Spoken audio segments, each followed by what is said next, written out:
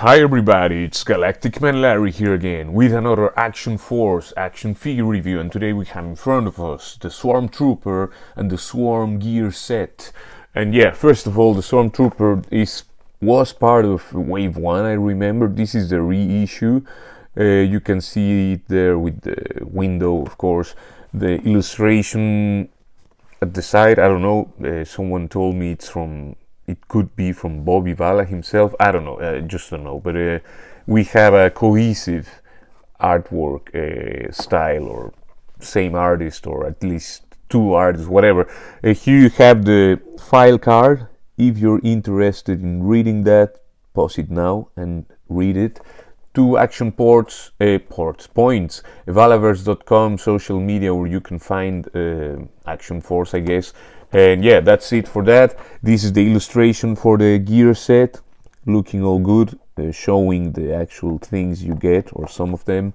And yeah, one action point, the website, social media, a QR code, also here, I never mentioned that, to scan for additional Action Force products. Yeah, let's take them out of the boxes and see how good they actually are. And there you have your Swarm Trooper and your Swarm Trooper gear pack from Valaverse Action Force out of the packaging and looking great. Yeah, first of all, this comes with the figure, the traditional, no, I'm calling it like that, Action Force gray stand. I'm not opening this one, I have several open already. I mean, it's a Ziploc bag, so it's no problem. Yeah, but I have many of those.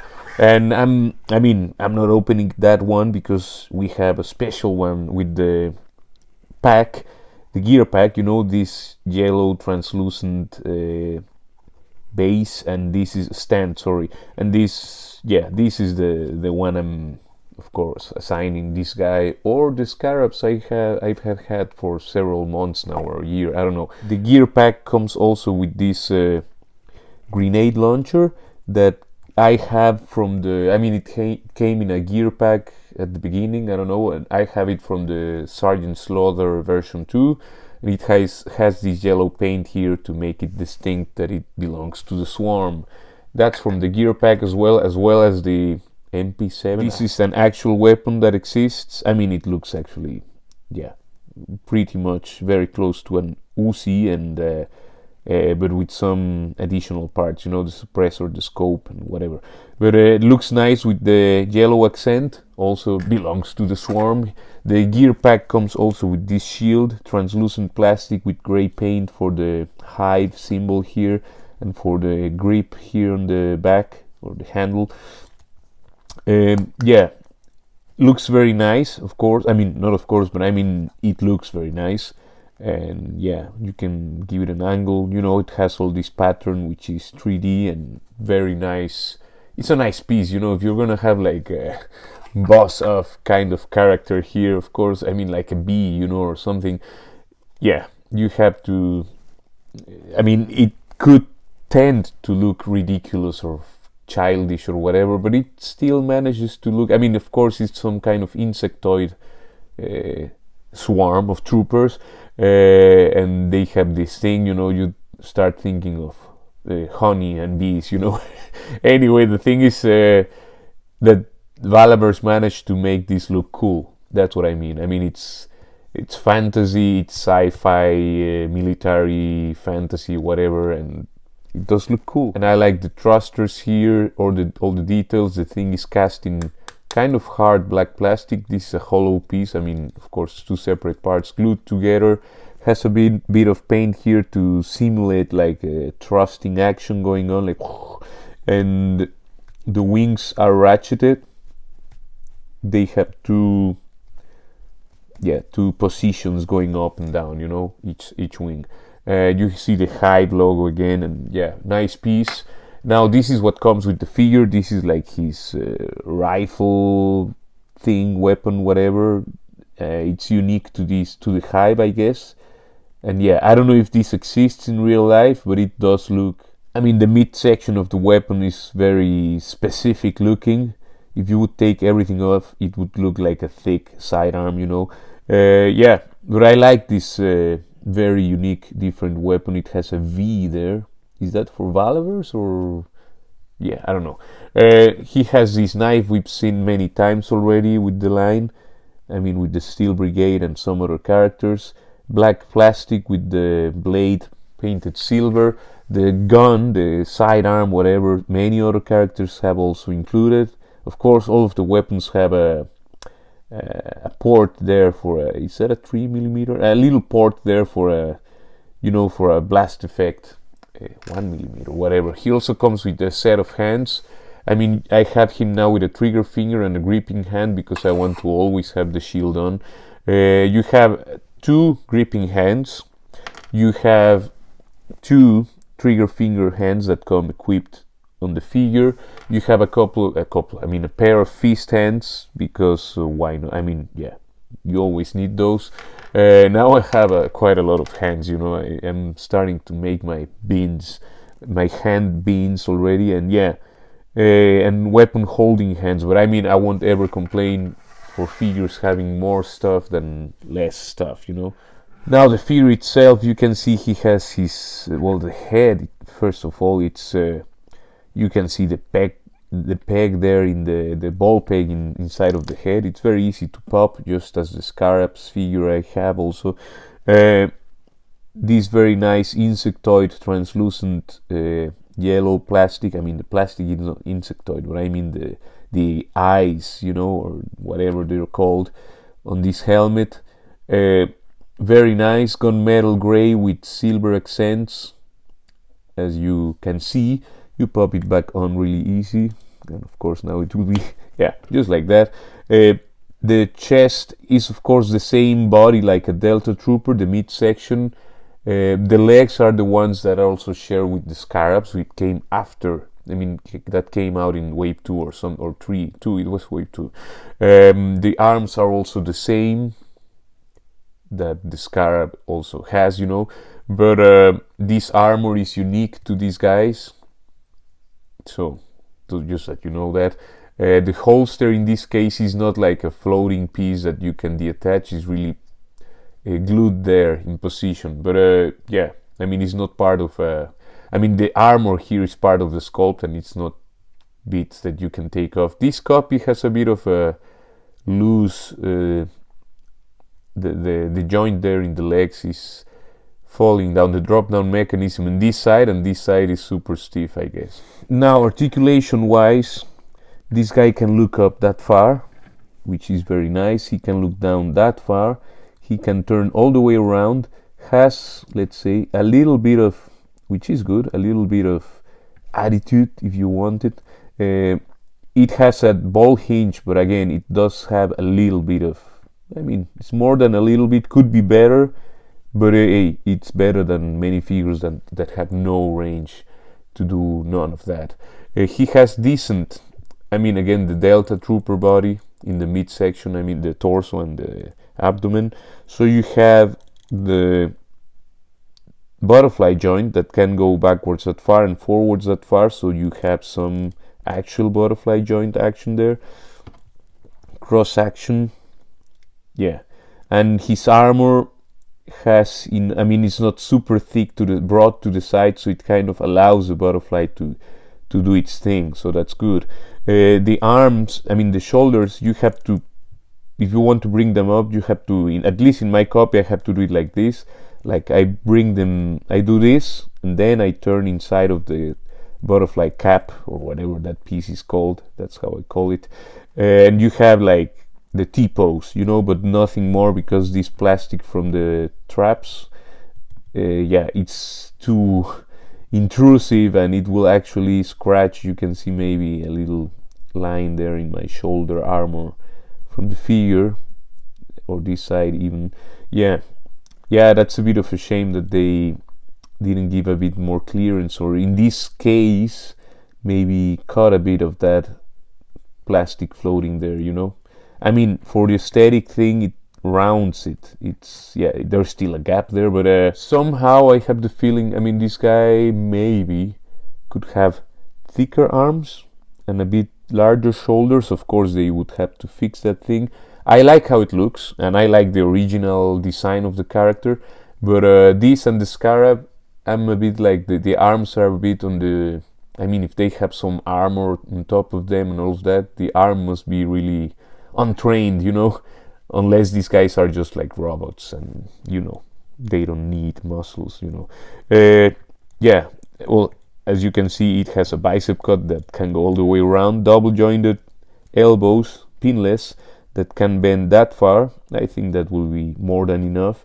The hands can turn all the way around, nothing at the gauntlet.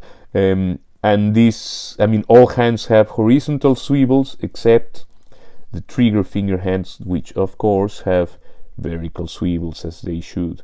The way the arm in this figure is sculpted, it doesn't have much, it doesn't allow for much going up of the vertical swivel here. Now the torso, I mean, you can see this guy has a very free chest and abdomen, so he can bend forward that far, he can bend backwards that far using both articulation points. He has all the tilt to the sides before the things get in the way. I mean, all the tilt, but he has more than enough. I mean, he has, I think, what every figure should have. I mean, it has a nice range. You can turn here on the top, or you can turn here on the waist. I mean, the diaphragm or the waist. Don't be too hard, because that peg inside there, as you can see maybe, is not super thick. I did warm this figure. I put it into hot water and I sprayed silicone oil here, here, and in the hips. I took the legs off and sprayed, and I separated the whole thing here, and I also sprayed it all while being warm and flexible. I didn't force anything, you know.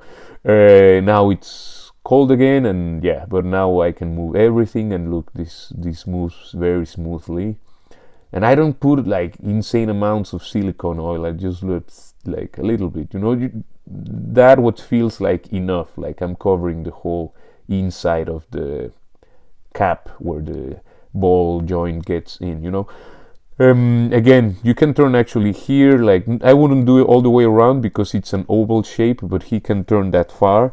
And if you want to turn even more, you can adjust a little bit with the diaphragm, but also I wouldn't force turning all the way. Just, yeah, I mean, it will get, maybe it can do all the way, but I just don't want to force that. You know, it feels like there's some resistance at some point. Anyway, the legs can do that much splits with the belt and this harness here obstructing the way. If I took that off, maybe I could do more, but I mean, that's kind of enough, right? I mean, otherwise all the Valaverse figures I had, I think, can do the full splits, except the Scarabs, which has the same legs and all of that. You have the thigh cut there for adjustments.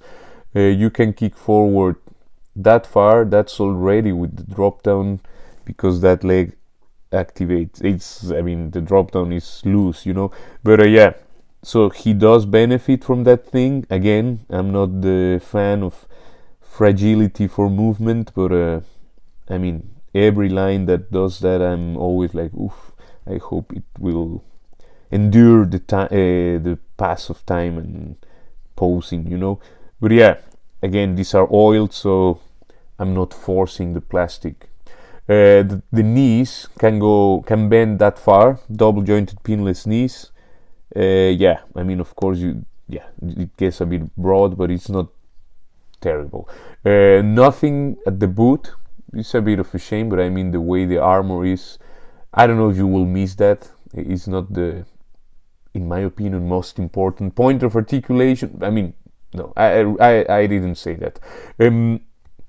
Sometimes it is, but this guy has adjustment here from the ankle to the leg, you know, and so you can do that boot adjustment is there where the boot gets to the foot, and you can bend the feet backwards just a little bit because of the armor clashing there. You can bend it forward also just a little bit because of the plastic, but I mean, it's better than if you couldn't move it at all.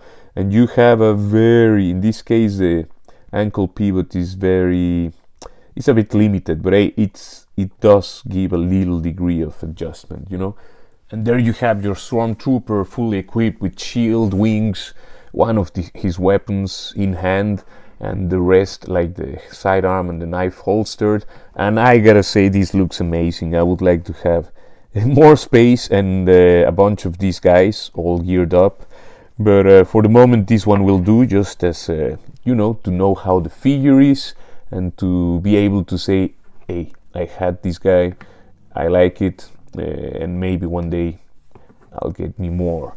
But yeah, that's a better stance.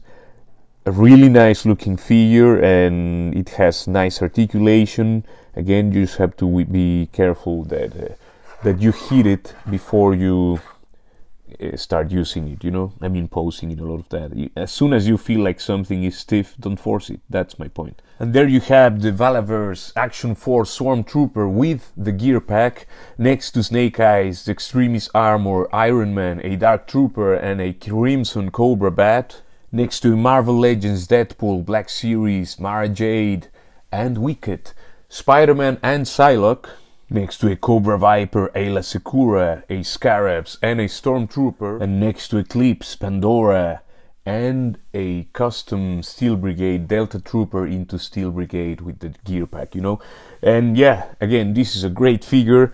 The thing with this line, that you have to be careful with the moving the figure when cold. Heat it, use the some silicone oil or whatever. Just make sure that it will be soft to move. Anyway, I can only recommend. I mean, if you hate the line for whatever reason, well, there's nothing I can say for you.